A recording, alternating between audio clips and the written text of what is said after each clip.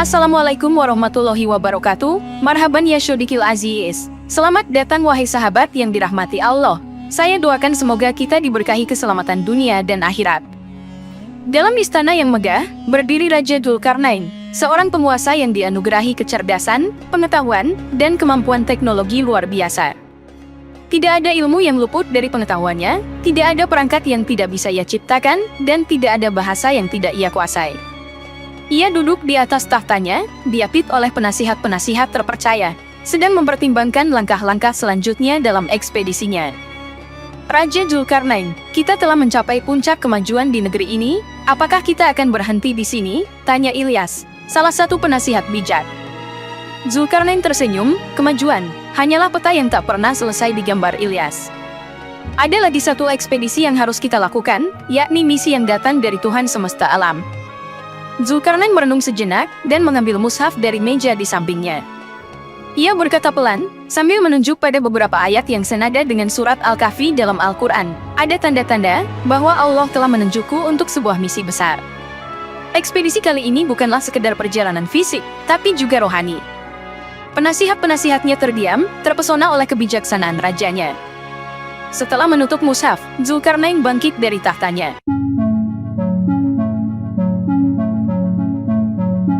Dzulkarnain dengan tegas berkata, kita akan melakukan ekspedisi ke bumi di belahan barat, kemudian ke timur, dan akhirnya akan berakhir di suatu tempat yang tertutup oleh dua gunung besar.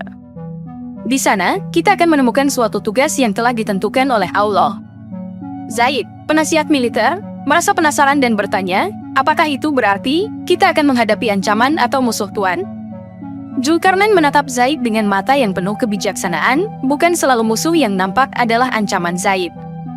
Terkadang, ancaman terbesar datang dari diri kita sendiri, yaitu ketidakmampuan kita untuk melakukan apa yang benar, meski kita memiliki kekuatan untuk melakukannya.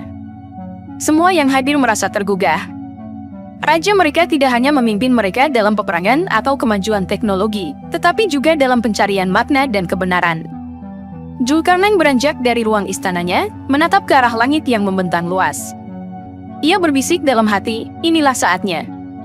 Bismillah, sekarang waktunya untuk memenuhi panggilan dari Yang Maha Kuasa. Raja Dzulkarnain siap memulai ekspedisi, yang bukan hanya akan menentukan masa depan kerajaannya, tapi juga membawa dampak bagi umat manusia seluruhnya. Dan dengan itu, Dzulkarnain bersama pasukannya memulai perjalanan yang akan membawanya melintasi bumi, mencari kebenaran, keadilan, dan di atas semua kehendak dari Allah.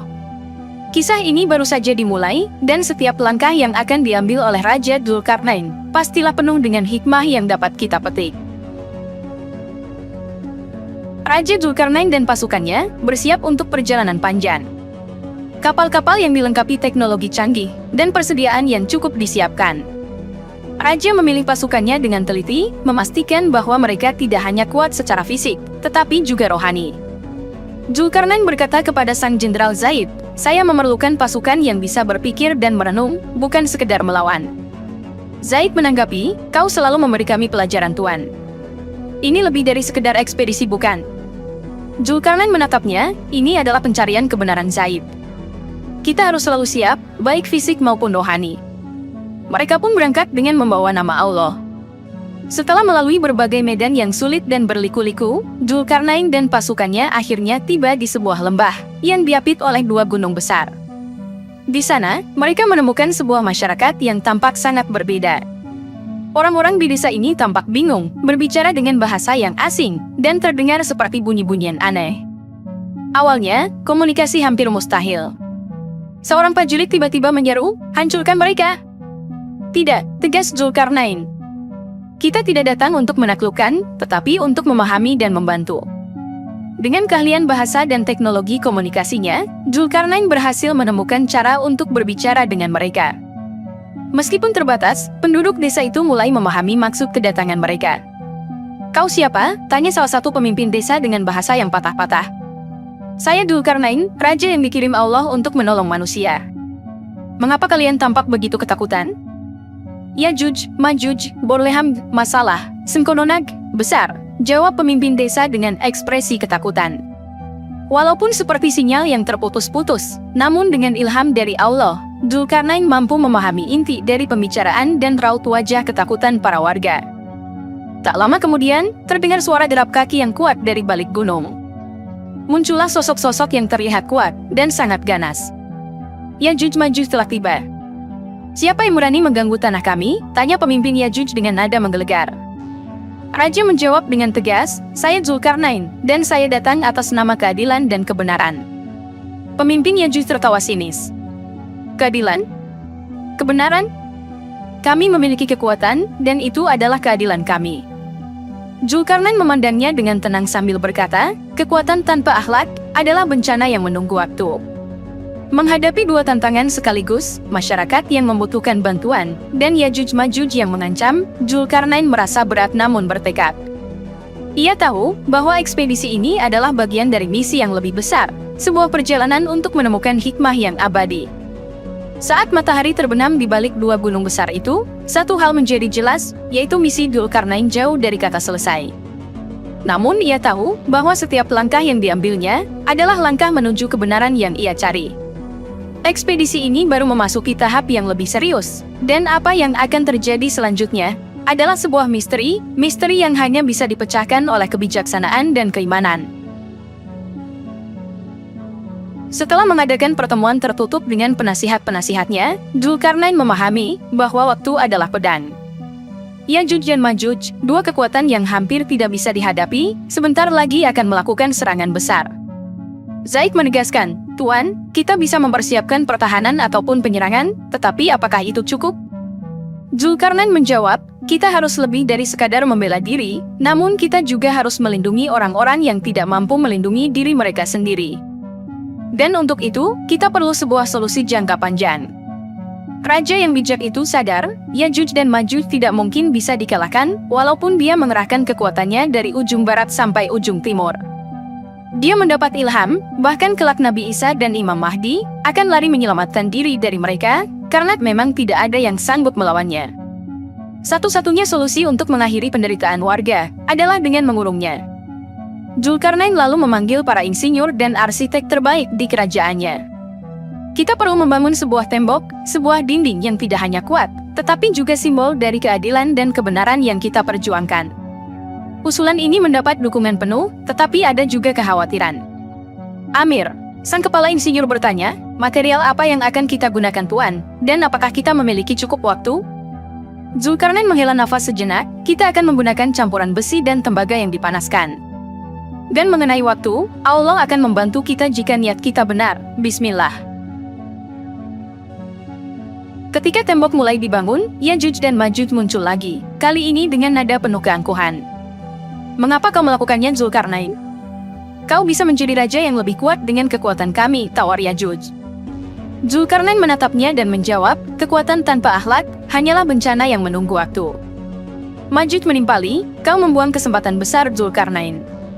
Kami bisa memberimu kekayaan, kekuasaan, dan kejayaan sampai akhir zaman. Ini bisa melebihi kekuasaanmu dari timur sampai barat, namun tergerus oleh usia." Dzulkarnain menghela nafas panjang, lalu berkata dengan bijaksana, "Kekayaan dan kekuasaan tanpa keadilan adalah kebobrokan, bukan kejayaan." Sang raja berteriak kepada para pasukannya, "Atas nama Allah, kurung mereka!" Yajuj Majuj tidak melawan, karena mereka berpikir, tembok itu akan dengan mudahnya mereka robohkan dalam sekejap. Yajuj Majuj menantang dengan sesumbar, "Bangunlah tembok sekuat yang kau bisa, kamu pasti tahu kekuatan kami yang sebenarnya." Beberapa waktu kemudian, tembok itu selesai dibangun. Warga desa yang awalnya takut, kini menunjukkan rasa syukur dan kebahagiaan. Mereka menawarkan emas dan perak sebagai bayaran, tetapi Dzulkarnain menolak. Dzulkarnain berkata, "Apa yang telah diberikan kepadaku oleh Tuhanku, seperti kekuasaan dan kekayaan yang kamu lihat dan yang tidak kamu lihat, lebih baik daripada yang kamu tawarkan itu. Tetaplah beriman dan berbuat baik, itu lebih dari cukup." Dzulkarnain berdiri di depan tembok besar itu, merenung tentang semua yang telah terjadi. Ia merasa bahwa misinya belum selesai, tetapi sebuah langkah besar telah diambil. Ia berkata pada pasukannya, "Kita semua punya tembok dalam diri kita. Tembok yang memisahkan kebenaran dari kebohongan, dan tembok keadilan dari ketidakadilan. Hari ini, kita telah membangun satu tembok fisik, tetapi jangan lupa untuk membangun tembok dalam diri kalian juga. Dengan senja yang menyelimuti langit, Zulkarnain dan pasukannya meninggalkan desa tersebut, yakin bahwa mereka telah meninggalkan sesuatu yang lebih dari sekedar dinding batu dan logam. Mereka telah meninggalkan hikmah, yakni sesuatu yang akan diingat dan diceritakan selama-lamanya. Musim dingin tiba, menutupi pegunungan dengan salju tebal, dan sungai yang membeku. Orang-orang di desa mulai khawatir. Mereka bertanya-tanya, apakah tembok yang baru dibangun itu cukup kuat untuk menahan kekuatan alam, sekaligus kekuatan Yajuj dan Majuj dari dalam. Zulkarnain yang telah kembali ke istananya, menerima kabar tentang kekhawatiran ini, dan memutuskan untuk kembali ke desa tersebut. Saat tiba, Zulkarnain disambut hangat, namun dia bisa melihat kecemasan dalam mata warga desa. Dia melihat tembok itu tidak ada yang kurang sedikit pun, masih sama ketika ia tinggalkan. Zulkarnain berkata kepada warga, "Hadirlah di pusat desa malam ini, aku memiliki sesuatu untuk dibagikan." Malam itu, api unggun membakar cerah di tengah desa. Zulkarnain berdiri di depan warga desa dan berkata, "Tembok ini hanyalah sebuah struktur fisik, namun kekuatan sejati berasal dari iman dan kebersamaan kita." Seorang anak kecil mengangkat tangan dan bertanya, "Apakah itu berarti kita tidak perlu takut lagi wahai Raja yang Agung?" Zulkarnain tersenyum, "Takut adalah bagian dari kehidupan, tetapi jangan biarkan itu mengendalikan kalian. Berdoalah dan bertindak dengan benar, Allah akan melakukan sisanya." Tidak lama setelah itu, gempa kecil mengguncang desa. Tembok tampak retak, tetapi tetap berdiri kokoh. Namun ternyata, itu hanyalah ilusi dari mata warga karena ketakutan. Zaid menghampiri Zulkarnain, "Anda benar Tuan, tembok ini lebih dari sekedar bata dan logam." Zulkarnain menambahkan, "Ya, ini adalah simbol dari apa yang bisa kita capai saat kita memilih untuk bertindak bukan atas dasar ketakutan, tetapi atas dasar harapan dan keadilan." Dia berkata kepada warga, "Yajuj Majuj, seberapapun kuatnya mereka, tidak akan mampu menembus tembok ini. Namun ketakutan kalian, pertikaian di antara kalian, fitnah di antara manusia, dengan sendirinya akan meruntuhkan tembok ini." Saat Zulkarnain kembali ke kerajaannya, dia membawa dengan dirinya kepuasan dan kebahagiaan yang sulit dijelaskan. Dia tahu dia telah membantu sebuah desa, tetapi lebih dari itu, dia telah membantu membangun tembok dalam diri dan hati mereka. Tahun-tahun berlalu, dan generasi berganti. Kisah tentang Zulkarnain dan temboknya menjadi legenda yang diceritakan dari orang tua ke anak-anaknya. Meskipun Raja Zulkarnain sudah tiada, namun hikmah yang dia tinggalkan masih hidup dalam hati warga desa.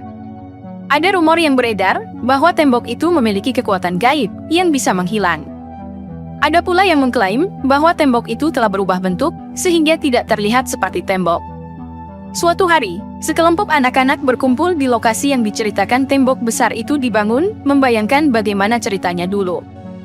Salah satu dari mereka bertanya, "Apakah kalian pikir cerita tentang Raja Zulkarnain dan temboknya benar-benar nyata?"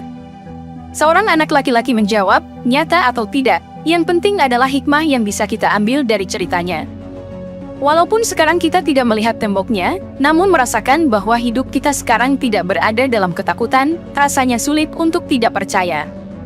Sekian dulu perjumpaan kita kali ini. Wallahu a'lam bishawab. Wassalamualaikum warahmatullahi wabarakatuh. Yang sudah like dan subscribe semoga masuk surga.